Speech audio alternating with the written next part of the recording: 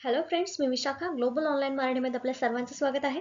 आजच्या व्हिडिओमध्ये आपण महाराष्ट्र सेट परीक्षा 2022 साठी पेपर 2 अर्थशास्त्र इकॉनॉमिक्स मधलं युनिट मायक्रो इकॉनॉमिक्स, ज्याला मराठीमध्ये आपण सूक्ष्म अर्थशास्त्र म्हणतो, या भागावरचे सराव प्रश्न बघणार आहोत. जसं की आपण लास्ट लेक्चरमध्ये देखील सराव प्रश्न बघितले होते आणि याही भागामध्ये आपल्याला सराव प्रश्न बघायचा आहे.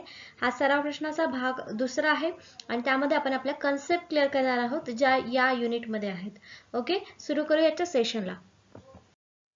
सेशन सुरू करण्यापूर्वी एक महत्त्वाची गोष्ट त्या स्टुडंटसाठी जे स्टुडंट सेमेस्टर 2022 ची परीक्षा टार्गेट करत आहेत आणि ज्यांचा पेपर 2 हा इकॉनॉमिक्स आहे, त्यांच्यासाठी आम्ही फुल सिलेबस कोर्स घेऊन आलो आहोत, ज्यामध्ये तुम्हाला मिळणार आहेत मॉक टेस्ट, संपूर्ण अभ्यासक्रमावरील नोट्स, मराठी इंग्लिश दोन्ही लँग्वेजमध्ये, व्हिडिओ लेक्चर्स, सरावासाठी एमसीक्यू आणि पीवायक्यूज. पीवायक्यूजचा इम्पॉर्टन्स आपल्याला माहिती आहे की प्रिव्हियस इयर क्वेश्चन पेपरचा अभ्यास केल्याने आपल्याला किती % फायदा होईल हे आपल्या सगळ्यांना माहिती आहे. यासाठी हे लक्षात घेऊन या कोर्समध्ये ते देखील इन्क्लूड केलेलं आहे.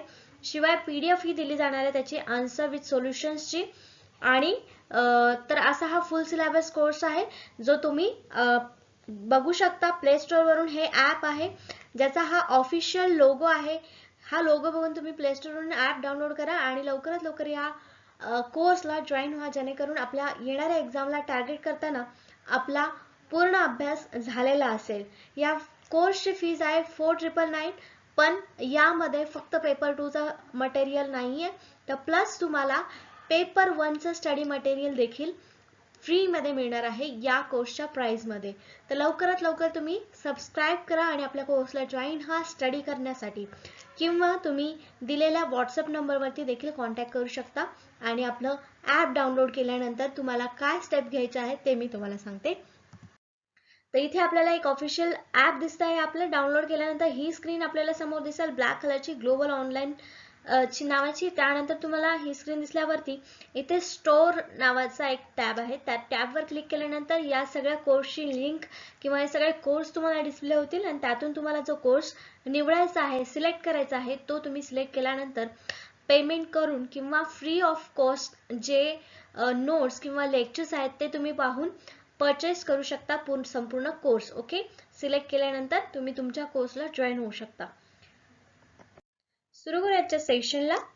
फर्स्ट क्वेश्चन आहे, marginal utility that is MU curve is always how. Marginal utility मराठीमध्ये त्याला सीमांत उपयोगिता म्हणतात. हा वक्र नेहमी कसा असतो? तर आपण बघितलेला आहे मार्जिनल युटिलिटीचा कर्व कसा असतो, हा असा असतो. ओके, म्हणजे हा कसा आहे, रायझिंग आहे का? नाही, शेवटी तो कसा आहे, फॉलिंग. मग याचं करेक्ट आन्सर आपल्याला काय असणार आहेत? ऑप्शन्स आहेत rising, falling, parallel to X axis, parallel to Y axis. सीमांत उपयोगिता म्हणजे काय हे माहिती आहे ना आपल्याला? तर तो हा वक्र असा असतो आणि इथे आपल्याला उतरता दिसतो आहे. समजलं, हा वक्र असा येणार आहे आपला मार्जिनल युटिलिटीचा. तर त्यामध्ये आपल्याला लगेच जर वक्र आपल्या समोर आला, डोळ्यासमोर आला, तर आपल्याला लगेच करेक्ट आन्सर मिळेल. याचं करेक्ट आन्सर काय असणार आहे मग? फॉलिंग. हा कर्व नेहमी फॉलिंग असतो, पडता असतो, उतरता असतो. ओके, तर सीमांत उपयोगिता म्हणजे काय हे आपण समजून घेऊया.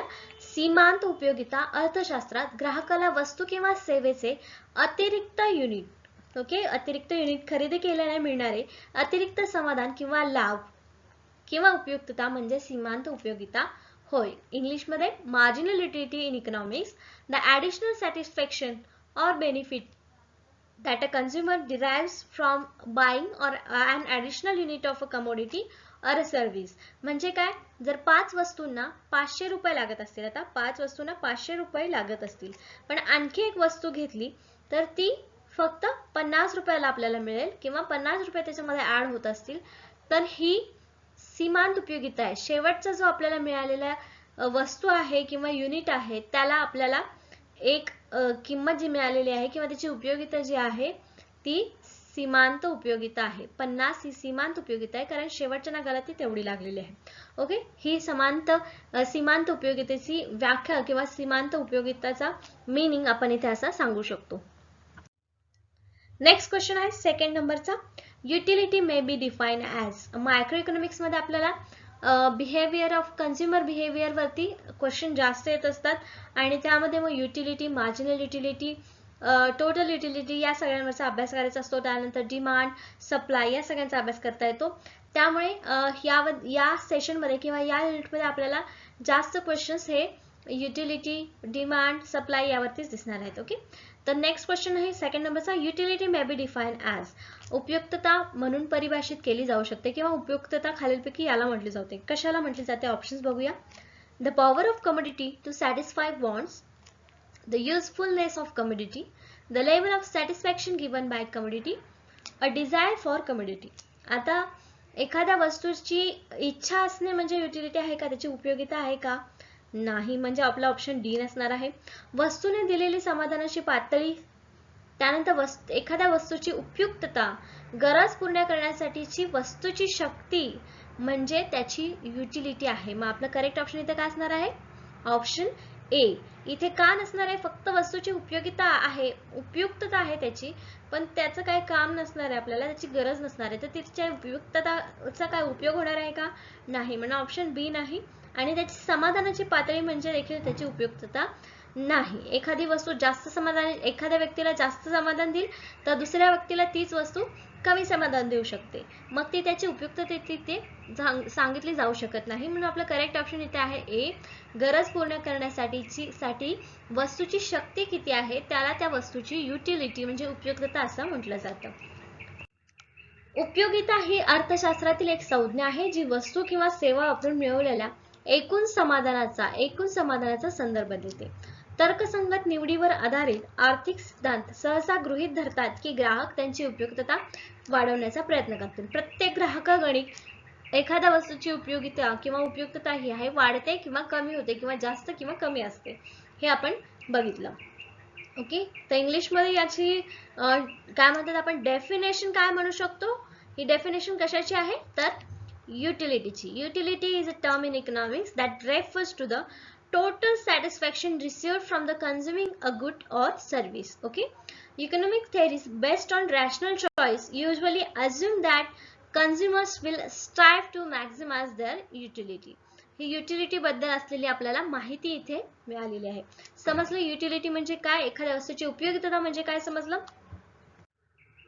पुढचा प्रश्न आहे ordinal approach is best on. आपल्याला माहिती आहे उपयोगिता मोजण्याचे किंवा उपयोगितेचे दोन प्रकार पडतात.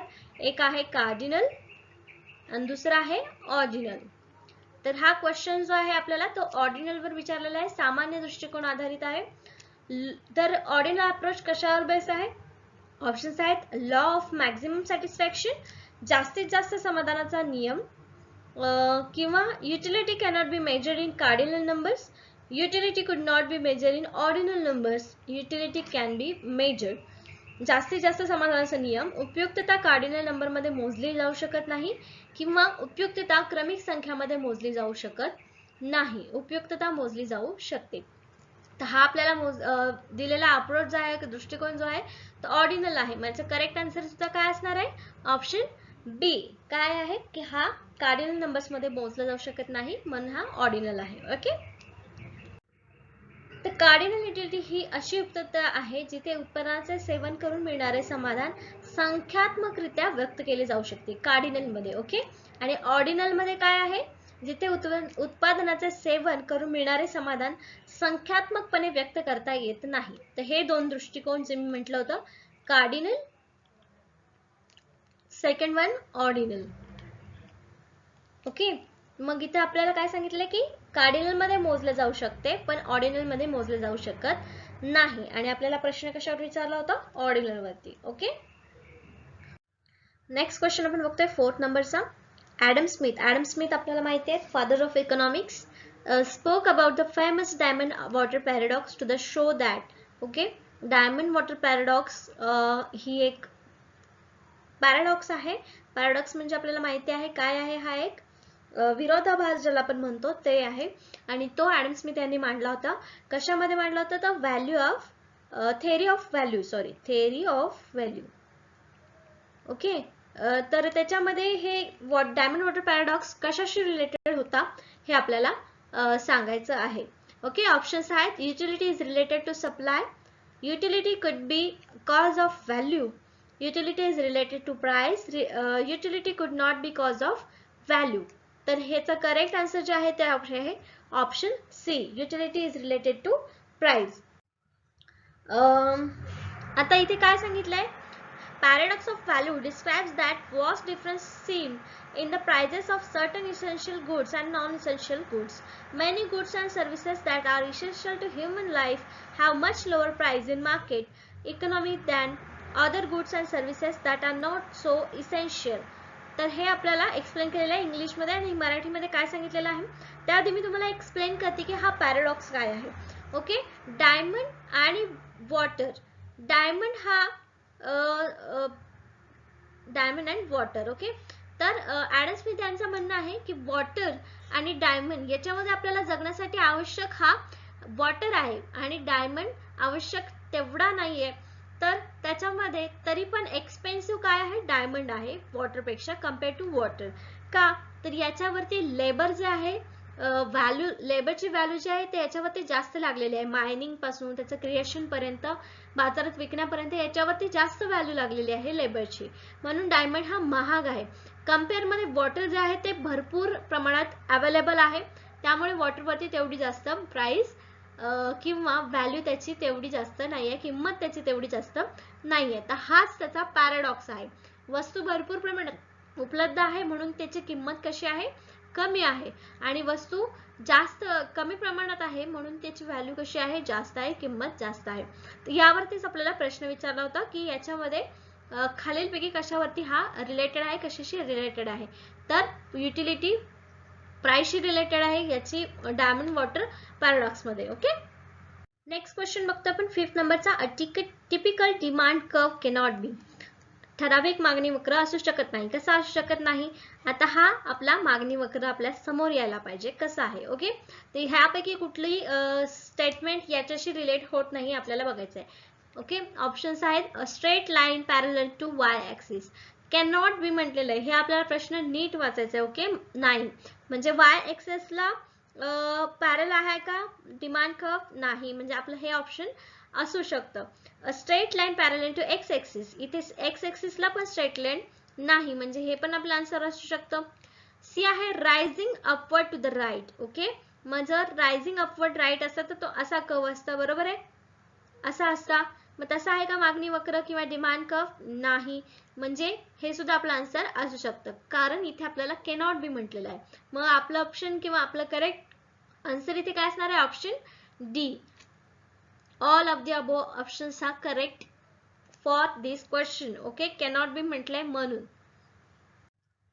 इथे आपल्याला डिमांड कर्व दिसतोय, प्राइस आहे वाय ऍक्सिस वर, एक्स ऍक्सिस वर क्वांटिटी आहे, quantity A, quantity B, price A, price B, आणि हा डिमांड कर्व आहे. डिमांड कर्व म्हटल्या आपल्या डोळ्यासमोर हा कर्व नेहमी आला पाहिजे, म्हणजे त्याच्यावरती कसाही क्वेश्चन विचारला तरी त्याचं करेक्ट आन्सर आपण देऊ शकतो. नेक्स्ट क्वेश्चन आपण बघतोय 6 नंबरचा. A fall in the price of commodity leads to. वस्तूच्या किमतीत घसरण होते म्हणजे नेमकं काय होतं हे आपल्याला सांगायचं आहे. ऑप्शन आहे a fall in a demand, a shift in demand, a rise in consumer real income, a fall in consumer real income. मराठीमध्ये मागणीमध्ये घट होते की मागणीत बदल होतो, ग्राहकांच्या वास्तविक उत्पन्नात वाढ होते की ग्राहकांच्या वास्तविक उत्पन्नात घट होते.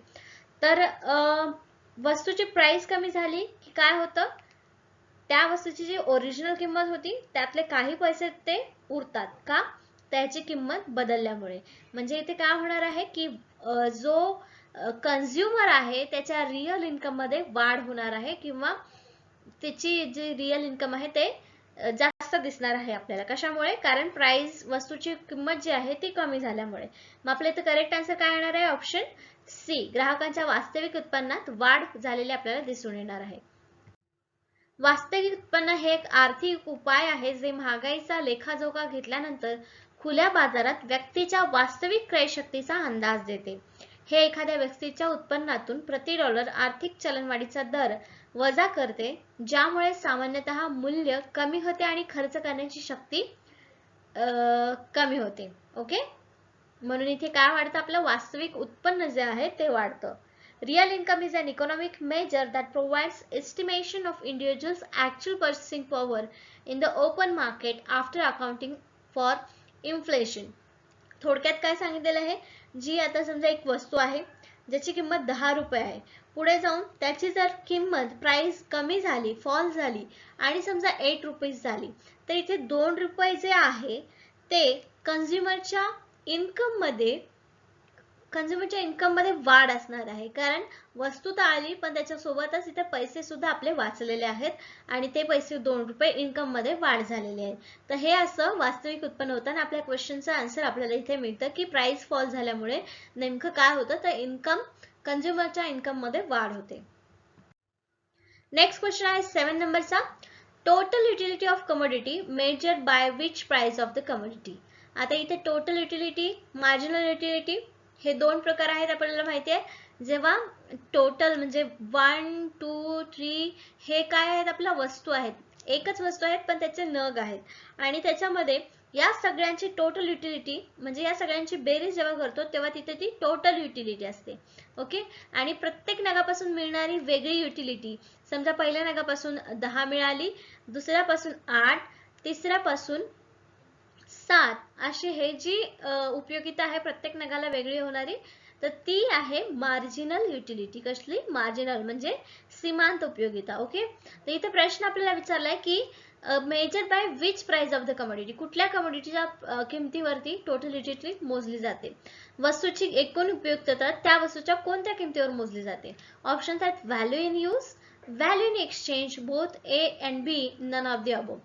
तर याच्यामध्ये करेक्ट आन्सर काय आहे आपलं, ऑप्शन ए, वापरात असलेले मूल्य. ती वस्तूची वापरात असतानाची व्हॅल्यू काय आहे त्या प्राइस वर टोटल युटिलिटी मोजली जाते. म्हणजे आपलं करेक्ट आन्सर इथे काय आलेलं आहे, ऑप्शन ए. नेक्स्ट क्वेश्चन आहे 8 नंबरचा.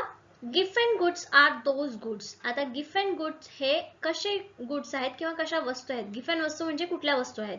ऑप्शन्स आहेत which are in very short supply, ज्यांचा पुरवठा अत्यंत कमी आहे. For which demand increases as price increase, ज्यासाठी किंमत वाढवली की मागणी वाढते, ते गिफ्ट अँड गुड्स आहेत. की which have a high income elasticity of demand, ज्यात मागणीची उच्च उत्पन्न लवचिकता आहे, ते गिफ्ट अँड गुड्स आहेत का. आणि ऑप्शन डी आहे नन ऑफ द अबोव. त्याचं करेक्ट आन्सर जे आहे ते आहे B, which for demand increase as price increase. म्हणजे जरी वस्तूची एक वस्तू आहे, जीवनावश्यक वस्तू आहे, आता सॉल्ट आपण म्हणू शकतो, सॉल्ट म्हणू शकतो, किंवा इथे गिफ्ट अँड गुड जे आहेत ते कसे आहेत, ज्याची प्राइस वाढली तरी डिमांड तिथे वाढणारच आहे. म्हणजे त्या वस्तूची प्राइस वाढली आहे म्हणून त्याची व्हॅल्यू वाढली आणि म्हणून त्याची डिमांड देखील वाढलेली आहे. ते गुड्स कसे आहेत, गिफ्ट अँड गुड्स आहेत. ओके. आता इथे आपल्याला बघायला मिळतं गिफ्ट अँड गुड हे कमी उत्पन्न असलेले आहेत, लक्झरी नसलेले उत्पादन आहे, जे मानक आर्थिक आणि ग्राहक मागणी सिद्धांताला नकार देतं.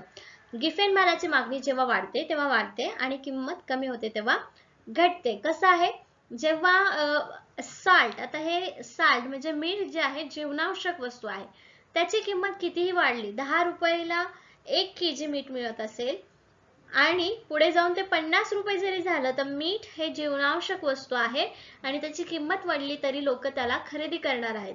मग हे साल्ट जे आहे ते कशी वस्तू आहे, तर ते गिफ्ट अँड गुड आहे. Okay. Gift and good is a low income non-luxury product that defines standard economic and consumer demand theory. Demand for gift and goods rise when the price rises and falls when the price falls. Okay. Next question आहे 9th नंबरचा. Elasticity of demand is equal to the unity while marginal revenue is. आता काय विचारलेलं आहे इथं आपल्याला, मागणीची लवचिकता एकतासारखी असते किंवा इक्वल असते तर किरकोळ महसूल कसा असतो. ओके. तर ऑप्शन्स आहेत पॉझिटिव्ह असतो, 0 असतो, इंटरमिडिएट असतो, निगेटिव्ह असतो. त्याचं करेक्ट आन्सर जे आहे ते आहे ऑप्शन बी, 0 इथे करेक्ट आन्सर आहे. आता कसं ते आपण एक एक करून बघूया. डिमांड आणि इलास्टिसिटी ऑफ डिमांड कशावर ठरते, प्राइस आणि डिमांड वरती. ओके. तर इथे प्राइसच्या बदलानुसार डिमांड कशी बदलते याच्यावरती आपण इलास्टिसिटी ठरवत असतो. जर प्राइस मध्ये जास्त बदल झाला आणि डिमांड मध्ये त्याचा काही फरक पडला नाही तर तिथे 0 इलास्टिसिटी असते. ओके. असे हे वेगवेगळे इलास्टिसिटीचे प्रकार आहेत. लवचिक मागणी ही अशी असते ज्यामध्ये किमतीतील बदलामुळे मागणी केलेल्या प्रमाणातील बदल मोठ्या प्रमाणात असतो किंवा थोड्या प्रमाणात असतो. दुसऱ्या शब्दात किमतीपेक्षा प्रमाण बदलते. जर संख्या 1 असेल तर मागणीची लवचिकता एकात्मक असते. दुसऱ्या शब्दात किमतीप्रमाणेच ते बदलते. Okay, and elastic demand is the one which the change in quantity demand due to the change in price is large. In other words, quantity changes slower than price. If the number is equal to 1, elasticity of demand is unitary. In other words, quantity changes at the same rate as price. Okay, हे आपल्याला सांगतात की लवचिकता मागणीची कशी मोजली जाते किंवा कशावरती निर्भर आहे, अवलंबून आहे. किंमत आणि मागणी. ओके, जशी किंमत बदलेल तशी मागणी बदलते आणि त्या बदलावरती कसा फरक आपल्याला दिसून येतो तो मागणीची लवचिकता ठरवतो. मग मागणीची लवचिकता पॉझिटिव्ह आहे, निगेटिव्ह आहे, 0 आहे की इक्वल आहे ते आपल्याला सांगता येतं. नेक्स्ट क्वेश्चन बघतोय आपण 10th नंबरचा. If the demand curve is rectangular hyperbola, elasticity is. Options आहेत 1, 0, इन्फायनाइट, लेस दॅन 1. तर इथे करेक्ट आन्सर आपलं काय असणार आहे? Option A, 1. आता हे कसं ते आपण बघूया नेक्स्ट एक्सप्लेनेशन मध्ये. इथे आहे रेक्टँग्युलर हायपरबोला डिमांड कर्व हा आहे. एका साइडला y एक्सिस वर प्राइस आहे, x एक्सिस वर क्वांटिटी आहे. तर काय होतं, p प्राइस जे असताना Q क्वांटिटी आपण खरेदी करतो त्यावेळेस हा रेक्टँग्युलर आपल्याला तयार झालेला दिसतो आणि याची लवचिकता जी आहे ती कशी असणार आहे? Is equal to 1. मग सेकंड पॉइंट येतो तेव्हा प्राइस कमी होते आणि त्याची क्वांटिटी देखील वाढते. प्राइस कमी झाली, क्वांटिटी वाढली आणि हे रेक्टँग्युलर हायपरबोला आहे कारण हे रेक्टँग्युलर टाइप आहेत. आणि त्याच्यानंतर ह्या ज्या दोन्ही पॉइंटवर आहे तर तिथे लवचिकता जी आहे ती 1 झालेली आहे, म्हणजे ED इज इक्वल टू 1 ही झालेली आहे सगळ्या पॉइंटला. तर या आकृतीला किंवा आपण या स्थितीला रेक्टँग्युलर हायपरबोला असे म्हणतो. समजलं आपल्याला? म्हणून आपल्या मागच्या क्वेश्चन मध्ये, आता 10th क्वेश्चन मध्ये रेक्टँग्युलर हायपरबोला असल्यावर इलास्टिसिटी कशी असते? 1 असते. हे आपल्याला लक्षात ठेवायचं आहे. ओके, तर ओके, आजच्या सेशन मध्ये आपण 10 क्वेश्चन बघितले, त्याच्याबद्दल बरोबरच 10 कन्सेप्ट बघितले आपल्या इकॉनॉमिक्स मधल्या, मायक्रो इकॉनॉमिक्स मधल्या. नेक्स्ट सेशन मध्ये देखील आपल्याला याच युनिटवरचे काही आणखीन क्वेश्चन्स MCQs प्रॅक्टिस करायचे आहेत जे आपल्याला एक्झाम मध्ये खूप उपयुक्त ठरणार आहे. त्याच्या सेशनसाठी धन्यवाद.